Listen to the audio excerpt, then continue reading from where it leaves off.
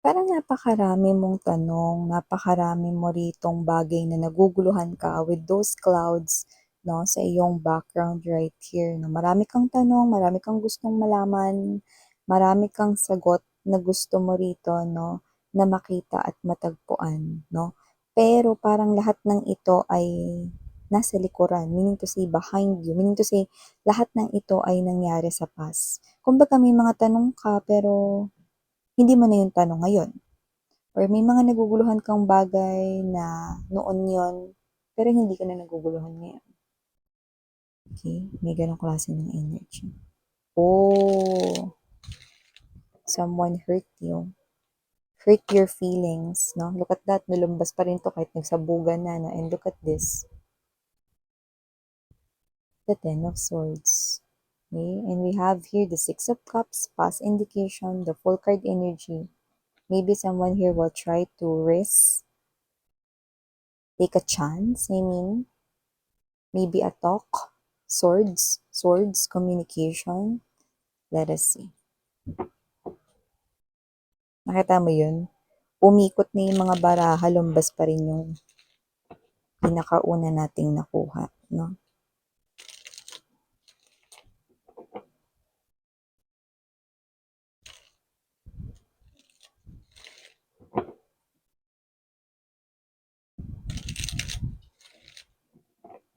Parang sarap maghalo-halo. Commercial. May singit lang.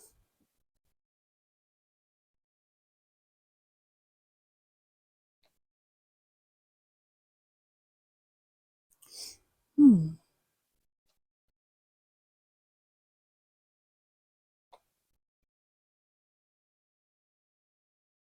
Hmm.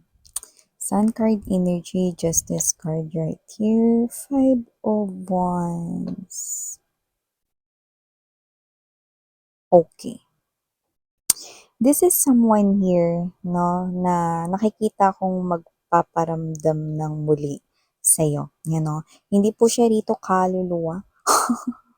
Hindi po siya rito multo, mga babes, no? Pero magpaparamdam ito, no? Pwedeng ito yung klase ng energy na tahimik ng mahabang panahon, no? Matagal kayong hindi nag-usap, no? So nakita ko rito magpaparamdam na siya sa inyo, no? And this person right here, no, wants to tell you something.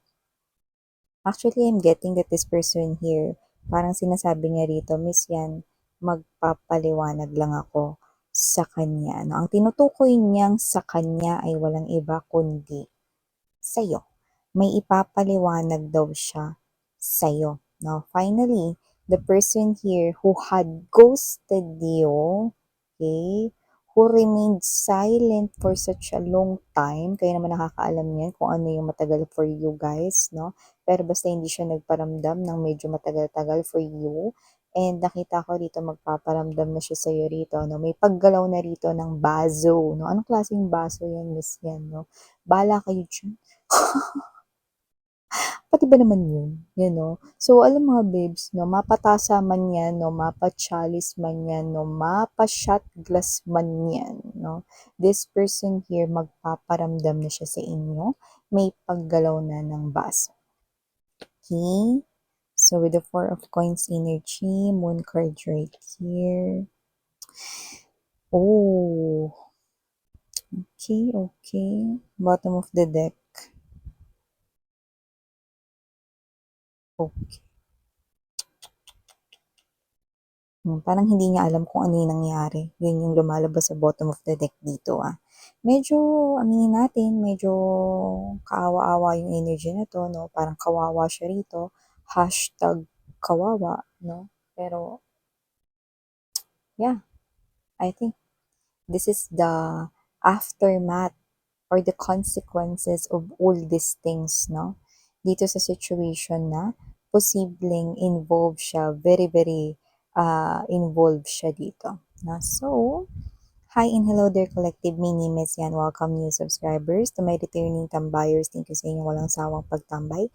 And yun nga, kung hindi nyo pa knows, meron pa po tayong other channel. Link is down below sa ating description box. So if interested, just click that link at mapupunta na kayo dun sa ating other channel kung saan nag-upload din po tayo ng collective readings for all signs everyday. Yes, araw-araw din po. Iyan. And yun nga, no, wala tayong gender dito mga babes. Bahay lalaki, LGBT, lahat ay welcome po. Pwede nyo rin pong i-switch yung mga rules dahil possible talaga magkapalit-palit kasi general reading ito. And at the end of the day, lahat din may free will, like malaya ninyo kung gusto nyo i-claim yung mga mensahe at gawin itong guidance or hindi. And mostly, timeless ito. So meaning to say, kapag sinabi nating timeless, sa iba sa inyo, nangyari na to, like tapos na. Sa iba sa inyo, nangyayari na ngayon or sa kasalukuyan, present moment, yes. At sa iba naman ay maaaring prediction sa inyong future, mapa immediate future, near future, or distant future. Yan. Pero sa reading na ito, it looks like it's happening already right now. Okay. So, eto na mga babes, no, this person right here, no, gusto lang niya rito, no, na magpaliwanag sa inyo, no, and this person here is telling me that with the strength card energy, hindi ito madalinis yan. Mahirap din to para sa akin. Kasi ito yung bagay na parang binitbit ko, pinagsisihan ko for such a long time, pero hindi yun nakita ni collective. Hindi niya nakita na nahirapan din ako dito sa aming separation. Hindi niya nakita na kinarma rin ako dito sa aming separation. You know? So this person here is admitting yes, no? That with the presence of karma, no, with this justice card energy, no, na tinamaan talaga siya, no, walang ligtas. Tinamaan talaga siya ng karma rito, no? Sinasabi niya rito, hindi rin ito madali for him or her, no? So this person here wants to explain even you don't need his or her explanation anymore. Hindi mo na kailangan ng kanyang explanation pero magpapaliwanag pa din daw siya. Why? Diba? This person here is someone who's very eager with the King of Swords energy. And the Eight of Wands to fulfill this decision na gusto niya ritong mangyari. Kahit anong mangyari, magpapaliwanag ako kay collective. Gusto ko lang naman na magpaliwanag kay collective. Mahirap din itong paglapit ko sa kanya dahil alam ko na sobra-sobra ko siya ritong nasaktan. Parang wala akong mukhang maiharap. No? Sobrang nahihiya ako kay collective pero tingin ko kailangan kong ipaliwanag ano ba talaga yung nangyari para na rin sa aking peace of mind upang matanggal ko na yung kaguluhan ng aking isipan dito at ang aking damdamin. Bakit nga ba miss yan? Ginagawa niya yan. Okay? Kasi with the Four of Swords energy right here, no, and the Justice, this person right here, upang makamove on na ako ng tuluyan sa kanya. Miss yan. Yeah, you heard it right. This person wants to move on from you guys, no? And this person here is, okay, if you think na parang hindi niya pinagsisihan itong ginawa niyang kasalanan sa inyo way back before ano man yun, no? This person here, matagal niya ritong tinago yung pain, no? Nasaktan rin siya rito, no? Kinarma rin siya rito, yun ang nakita natin dito. Hindi niya natikman dito yung parang pagkapanalo sa life, no? After the karma, no?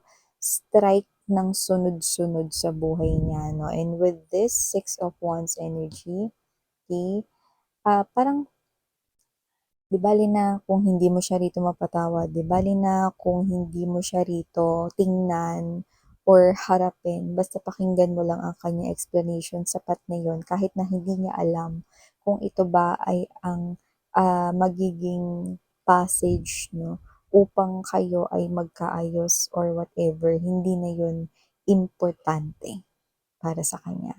Ang importante ay makapagpaliwanag siya sa iyo nang sa ganun ay makamove on na rin siya rito at mabigyan niya na rin ang sarili niya ng peace of mind. Yes, siya ngayon ay minumulto, no, ng inyong mga memories together, mga ala-ala, nang kayo'y mag-sweetheart pa.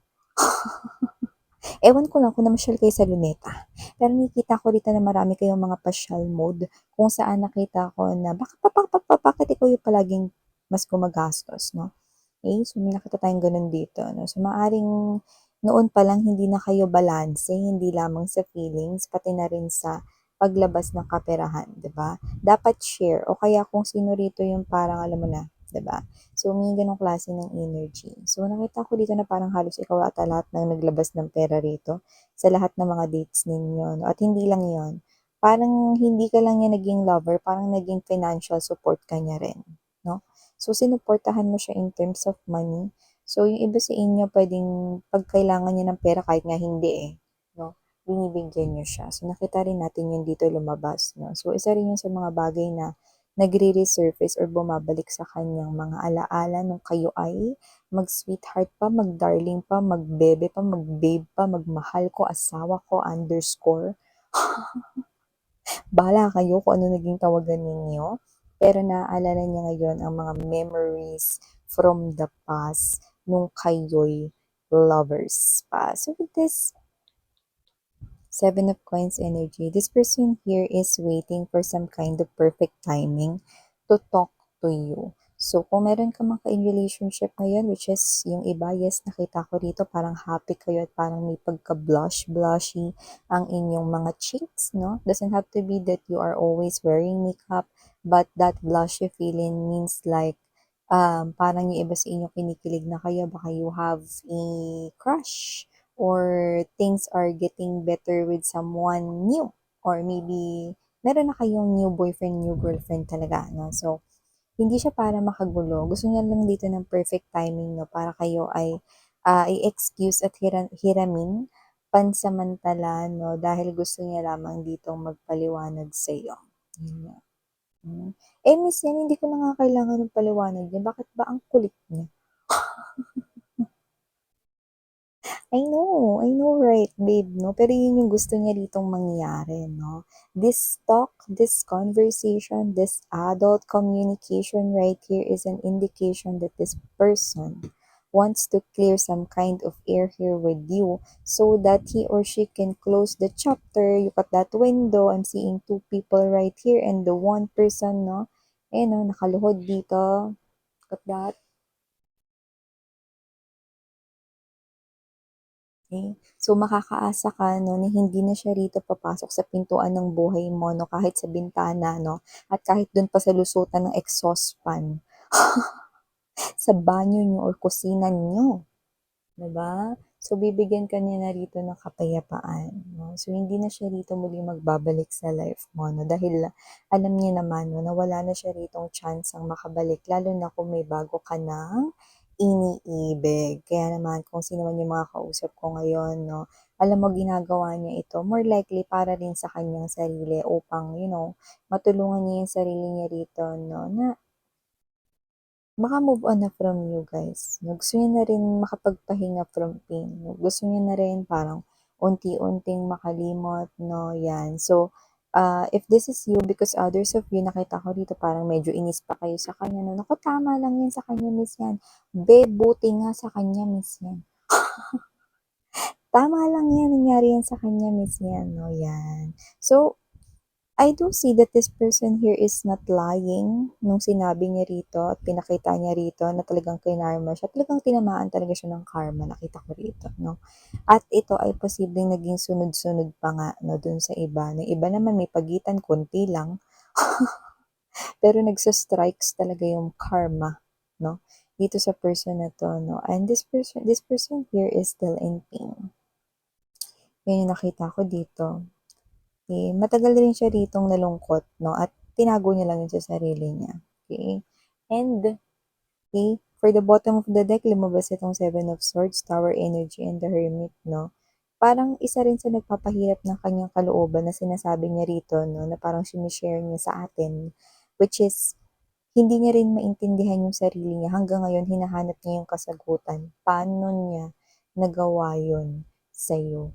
Ano bang naging kamalian mo sa kanya? Bakit gumawa siya ng napaka-estupidong bagay na yon, no? So, kung sino man tong energy na to, look at that. This person here used that word, stupid, no? It's like, this person here, sinasabi niya sa sarili niya, ang syunga-syunga niya. Napaka-estupido naman niya, no? Stupido, estupida, no? Like, stupid. Yan. So, hindi tayo magra-rap dito. But this person here, no, is trying to find the answer. Paano niya yung nagawa sa isang tulad mo, no? Na walang ginawa rito kundi suportahan siya. Mapa, oras, panahon, binigay mo. Suportahan rin siya sa pinansyal, ginawa mo. Kahit siya hindi niya rin maintindihan, no? Yeah, medyo late na na-realize with the hermit right here. This is a caveman, no? Late na lang din na-realize rito, no, na ngayon lang na-realize niyang mali yung ginawa niya. No? But however, thing right here is, I think, ito pa lamang yung tamang time para talagang ma-realize niya yan. Kasi if you are already connecting here with someone new, then that is something here na biggest karma na na-receive or marireceive niya. Yan. Three of Swords hanging on the wall. Maybe this is the reason why you two ended na mag-separate sa isa't isa. Maybe there's a third-party interference. Might be person, but might be also something, no, that just interfered or naging dahilan, pumagitna sa inyong connection. Okay? So, kung sino man ito, yeah, I'm seeing initials right here. You might want to jot it down, okay? So, we have here the letter T and dito rin letter R. Present din po ang letter A at we also have here the letter D. Yan. So, ito yung mga messages right here for you. Guys, thank you so much for gaining your Yana on me. Sana ngayon, love and light. And,